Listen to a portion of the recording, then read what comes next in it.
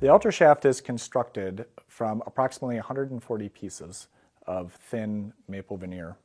And the reason why we use so many pieces of veneer is because it builds a much more consistent shaft. When we talk about shaft consistency, it's how consistent it reacts to how it's positioned as you strike the cue ball.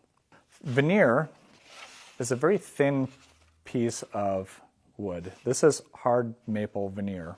It's all been rotary cut. Rotary cutting is where they take the log on its side and they basically peel it. So it's like peeling a piece of paper off of the log. This veneer is about 26 thousandths of an inch thick, so it's very thin. And the advantage of using rotary cut veneer is in that peeling process, it's very stress relieving. So one of the causes of movement in a wood shaft is stress in the piece of maple.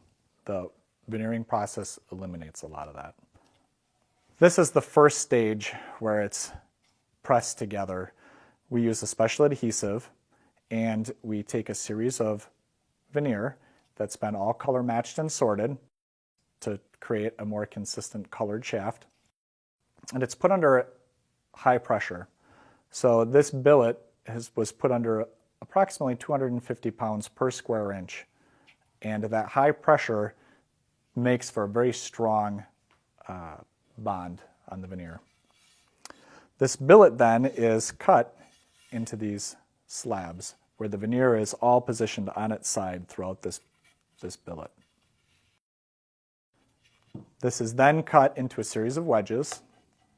It's made of 8 wedges. They get glued together and rolled and wrapped.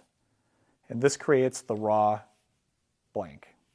From this point, we then start a seasoning process. The seasoning process is where we take this raw blank and we start giving it small cuts where we start putting the taper of the final shaft.